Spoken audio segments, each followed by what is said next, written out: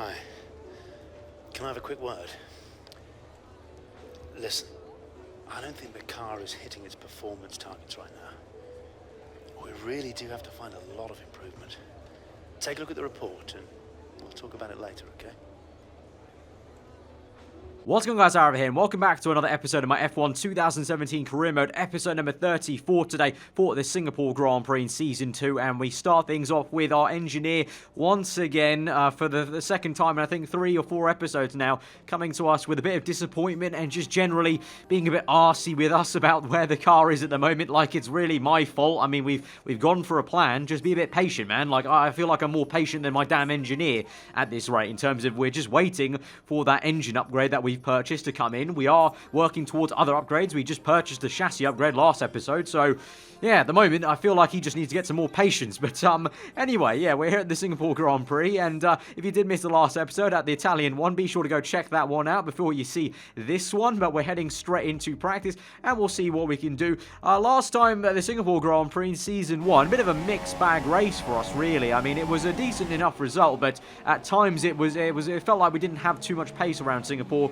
And coming into practice with the Renault felt okay. I'm not gonna lie, it didn't feel amazing through the corners. Obviously, this is going to be one of those circuits where the chassis and aerodynamics is going to matter a lot more than the engine power itself, and we haven't done any upgrades to both those departments so far. So really, we're going with what Renault had from last season, and last season I believe the 2 AI cars didn't do amazingly, I don't think. So it's up to us maybe to pull the car through a little bit, unlike the real life scenario where the 2 Renaults were going pretty damn well in the real life Singapore Grand Prix. You can see there in practice, doing a bit of racecraft practice as Hulkenberg hits the wall, and I overtake him around the outside as we've got a few faster cars behind us, and hitting that same wall that so many of the real life drivers hit in the real life Grand Prix actually as well. So kind of getting in some good practice. But you can see new rival. I was kind of looking forward to an actual new rival, but you can see it actually turned out to be Felipe Massa, which was frustrating, really. I actually just wanted a new face to maybe challenge, but we've been given Massa again. Just because I think for the pure fact our car is very similar in terms of the pecking order to Williams, in terms of the development race. In terms of the championship, Massa's not actually anywhere near us. It would have made more sense to give us one of the Red Bull drivers, but of course also that may have been a bit unfair because it's very tough to match the Red Bull drivers every single race. We would have to kind of hope for some bad luck like we saw for Ricciardo at the Italian Grand Prix. But anyway, we've moved swiftly on into qualifying into Q1, and that was all fine and dandy, thankfully, up into P7 in Q1, and Nico Hulkenberg in P12 just about makes it. And then you can see in Q2, actually, interestingly enough, the last episode, the Italian Grand Prix, we sort of mimicked the real-life weekend with wet qualifying and then a dry race and the exact same podium result. So far this episode, kind of doing that, maybe just the opposite way around. We've got a bit of a wet qualifying here, and it looks like we may have a dry race. So we've got to try and get through into the top 10 if we can on intermediate. You can see kind of tiptoeing about, not going too fast, I would maybe admit, really. I'm going quite kind of pedestrian light because I was very, very nervous. This car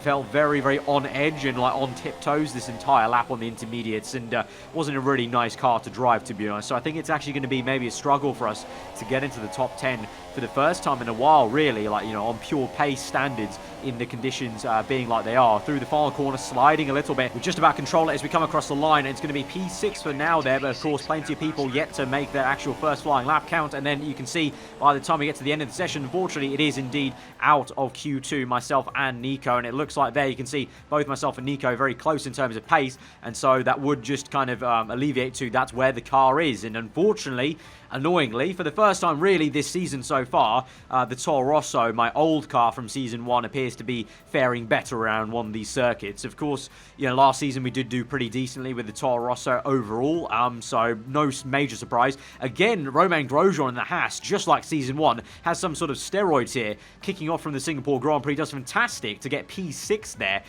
to beat Kimi Raikkonen, who did really poorly. He was on wet tyres in Q2, which was very, very odd. So I think it must have started to rain later in the session and Kimi left it too late. So yeah, it looks like that's where our car is. So as I said, we're maybe going to have to do a bit of kind of pulling up and dragging the car up and do a bit of Fernando Alonso kind of performance really in the race to see if we can try and get any sort of points to, obviously, as we're doing so far, trying to kind of dampen the results of Red Bull and trying to stay with them in the constructors. So let's get onto the grid sequence and we'll see how we can go. The view is spectacular, the heat is unbearable. The race should be incredible. I'm joined again today by none other than Anthony Davidson. Tell me, Ant, obviously there's a lot of development work that goes on with these cars between the races. You've been both a test driver and a race driver. What differences are there in the way you approach those roles? Interesting question, Crofty. They're two very different mindsets. I mean, when I tested for BAR, we had full in-season testing where, per driver, you'd cover up to 15,000 kilometers per season. And in that role, it was more about working for the team, trying to help them improve the car and drive as systematically as you could, so that that data could be analysed in the most consistent way. When you're lining up on the grid for a race, however, your frame of mind's all about what you can get out of the situation on that day, and the car's the tool to help you achieve what you want. You still want to focus on setup, of course, but it's more about the here and now, getting yourself as far up the field as possible, and less about development work for the future. With that then, let's run through the grid order. Sebastian Vettel has a clear track ahead of him today. He starts in pole position, and Kimi Räikkönen completes the front row. Looking down the rest of the grid, we have Hamilton, Bottas, Daniel Ricciardo, and Verstappen, Massa, Kvyat, Sainz, and Roman Grosjean. Ocon, Magnussen, Renault, and Hulkenberg, Perez, Stroll, Fernando Alonso, and Stoffel van Dorn, Ericsson, and Pascal Wehrlein completes the grid. And now it's time to head down to the track. So thankfully it's going to be a dry Singapore Grand Prix race like I mentioned earlier during qualifying, and that's going to be good because clearly we just didn't have too much pace in the intermediate conditions. Our car definitely being bottlenecked with me and Nico side by side here, or well next to each other in P13 and P14 on the grid. We're going to fuel up the car as per usual. It's a two-stop this afternoon with two sets of ultra softs and a super soft being used. I think we may actually change this round completely and basically flip this just like we did at Italy and start on that set of super soft tyres and just have the more aggressive ultra softs for the two last stints in this race, and that's what we are going to do, and we'll see how we go from P13 on the grid. But it's a front row lockout for the Ferrari guys as we go to 5 red lights for round number 14 of this season. We're underway, lights are out, and it's been a shocking start for us compared to our teammate who's going to shoot up on the left hand side here again, just like Italy though. Remember, we're on the slower tyre compared to most people around us, so that would kind of alleviate to why we're getting that poor start on traction as the lights go out. We're still fending off Magnussen there on our inside, and Hulkenberg, although he did get initial good entry into turn 1, we were able to kind of push him away, and he actually fell behind the Haas car. As you can see there, Hamilton goes to overtake Kimi Räikkönen as Vettel leads the way from this Singapore Grand Prix. We now chase down, I think, Sergio Perez, no, Esteban Ocon in the Force India, so Perez a little bit up the order, and we're chasing down both of us, the two Toro Rosso cars, who obviously did quite well in qualifying yesterday. So here we go, getting the slipstream already on Esteban Ocon now as we move on to lap 2. Maybe try and look down the inside. We have a little look, but Ocon shuts the door there. So we have to be a bit patient here this afternoon, I think, into turn 1. That may not be the place to make the overtakes. It may be this next corner coming up with Rich Mix coming up into the sling, basically the long right-hander, very awkward, a little bit off camber because of that curbing on the right-hand side as well, out of that sling onto the back straight. That may be a place where we make some moves later on in this race, thinking back to season 1 where the AI are maybe a little bit slower. You can see closing up on Ocon, so we're doing pretty well on straight line speed actually. I think I'm running 7.7 wings, so not too high actually for Singapore really, so it's a bit of a compromise just like in real life as the commentators have talked about. But now we've got yellow flags as we close up to Ocon. We're up into Rich Mix to try and get a good run into this turn. It's going to be Stoffel van Dorn out of this race. We send it down the inside though of Esteban, very very close stuff on the left, and then we've got a virtual safety car I think as the DRS is disabled, and yes we do, and just like Italy again, carbon copy, we have to give back the position to a Force India due to some yellow flags, or in this case a virtual safety car. Obviously at Italy it was just a yellow flag situation unfortunately. You can see on the virtual safety car ending restart, because my delta time was so high, because I was technically side by side with Ocon as it came out, I did have the opportunity to try and start that restart, the green flag, side by side with him. Unfortunately just ended up being in that very awkward right-hander where Ocon was able to squeeze me towards the Tech Pro barrier, so I have to stick behind in P12 for now and wait until this next back straight with DRS now trying to close up on the Frenchman down the inside here, late as break as I can. We've got Rich Mix flowing and we're down the inside. We're going to push off Esteban onto the curbing there, and we have got it. Yellow flags again, so there's another car going out this Grand Prix. We've only got 18 runners now, so 2 cars out of this race. Who's it going to be? It's Max Verstappen, and there he is parked up on the right, and that's brilliant for us though. That's amazing for us because that's just one less Red Bull car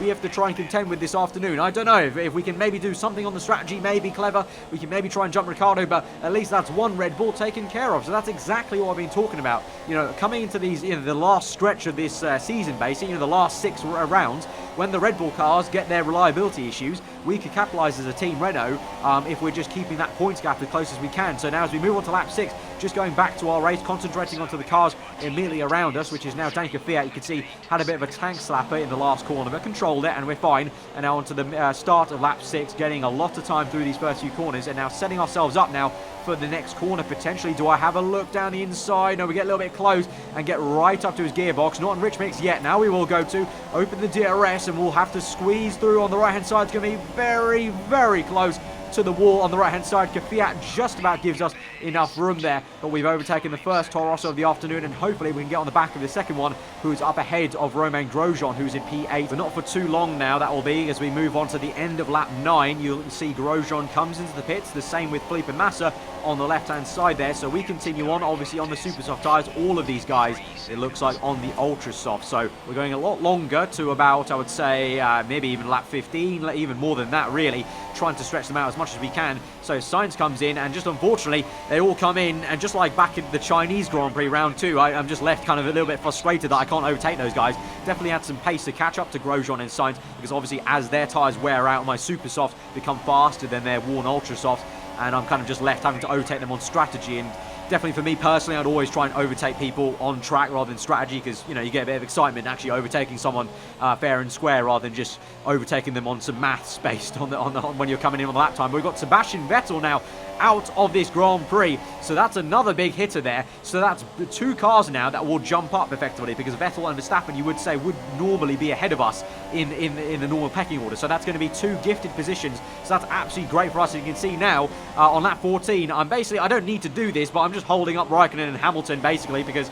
I'm leading the train at the moment. They're on ultra softs, but by the end of lap 14 we do come in, because that pace difference was ridiculous compared to the Mercedes, and the 2 Mercedes and the 1 Ferrari car. So I thought I should come in maybe a little bit earlier than I maybe wanted to try and get an undercut on the ultra soft tyres basically. It's not an undercut on anyone technically, but basically an undercut on my own strategy to basically get onto the ultra softs earlier there, because the pace was so bad compared to those top guys, and I was kind of creating a blockade really. So probably best for everyone that came in that lap. So we're going to try and see what we can do now, because of course now we're just on the softer tyres till the end of the Grand Prix. As we come out in the pit lane just ahead of one of the Force Indy cars there, Ocon making the move on, I think that was one of the McLaren cars in the background there of Alonso, you can see on the super softs briefly. So Ocon and Alonso having a bit of a ding-dong battle. We move on swiftly onto lap 17 now. So 3 laps later, been going to work on the ultra soft tyres, and we've caught up to the Russian in the Toro Rosso and also the Frenchman in the Haas of Grosjean there up ahead as well. So this could be a bit of an overtaking montage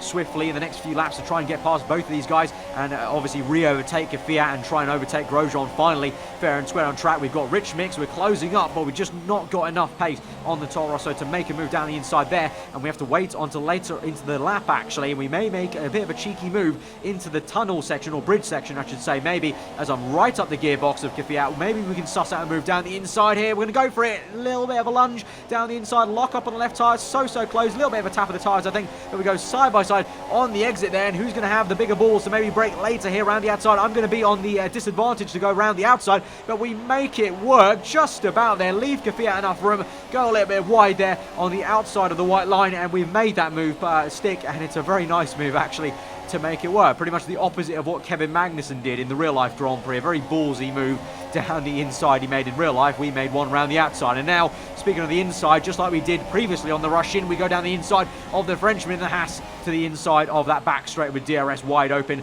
and we just about slowed down the car enough. Very late braking there, locking up and just about slowing it down on the curbing, and now we close up to Carlos Sainz. So very much an overtaking montage now with our 3rd car in the 3rd lap, as we're on to lap 19 now. In the same place we overtook his teammate. Can we make a move this time to the inside now, and it's going to be close. Will Sainz leave us the room? Hopefully so. He's on the super soft tyres, so he should have better traction, but he's going to squeeze us towards the wall. And so into sector 3, this is going to be an absolute ding-dong battle with our former teammate from season 1. We're hanging it around the outside. It's going to be close again to the wall, but Sainz is just about giving us enough space under the tunnel. It's going to be another close one. We're going to have the inside line though. We are a bit more ahead now this time, so into the next corner. Can we just try and brake a little bit later? We go over the curbing a little bit, and we looks like we may just have that on the exit then, getting very close to that famous wall from the real-life weekend, and we are up the order, and we finally overtaken Sainz, and that is going to be one of the hardest fought 6th places ever. But once again, with Carlos Sainz having a really, really great battle. In the previous last one was probably Spa from Season 1, but that was another cracker one. And now we've got a bit of room just to do our job, basically, get our head down and try and just plow on. You can see one of the Red Bull cars there. That'll be Daniel Ricciardo, obviously the only Red Bull actually left in this Grand Prix. He's already made his 2nd pit stop and he's out ahead of us. So that just shows, unfortunately, very frustratingly, the pace difference still from the Renault to the Red Bull. When it's all about aerodynamics and chassis, the Red Bull really still is in a class of its own. Of course, we're technically faster now on the engine power than Red Bull in the development order, but in terms of everything else, Red Bull's still very much ahead of us. And so for Daniel to be a whole pit stop ahead of us is, I'm going to be completely honest, very, very disheartening, really. We're trying to fight that team and they've got that much pace in the bag around Singapore. So I think the best we can hope for is maybe trying to catch eventually Felipe Massa, and that'll be a highest position of maybe P5, I think. Is speaking of Massa, there he goes into turn 1. So that is the man we're trying to chase down now for the rest of this race onto the final set of ultra soft tyres. Going to the end of this race, we've got some rich mix to burn, but not too much actually, so we may need to do some fuel saving in some other areas of the circuit. Basically, we're actually under fueling right now. You can see in red that minus figure, so maybe in sector 2 we'll have to do some fuel saving to try and give us some rich mix in sector 1, and then eventually we do catch up to Felipe Massa there in the Williams car. And we've only got a few laps now to get this P5 and try our best to just minimize the damage that Ricciardo is going to do this race with the points all he's going to get after being so far down the road. So through this corner onto the back straight, straightening on the car actually a little bit faster than Massa there. We put it up into rich mix and we are gaining quite a bit here, so it looks like we may be able to have a little bit of a lunge down the inside here. We get alongside him before the braking even begins, and here we go down the inside, trying to force him to the outside curbing. Massa's not having any of it, and he keeps the shoulders out there, so we're going to have to try and hang it around the outside. We actually brake a little bit early, and we've actually done the switchback move on him, so with the outside though for the next part of the circuit, that's not going to be great because he'll squeeze us towards the wall, oh so close. And so we go side by side into the next one where the Singapore sling used to be. It's now just this swooping left-hander, but we do go around the outside. It will tighten up to the right-hander before we get to the bridge section, but surely, come on, this has got to be it. No, Massa's still there, so he's doing absolutely amazingly, to be fair to him, to do this. Again, we go a little bit wider. I tried to do another switchback to straighten up the car, but Massa just has some good traction there.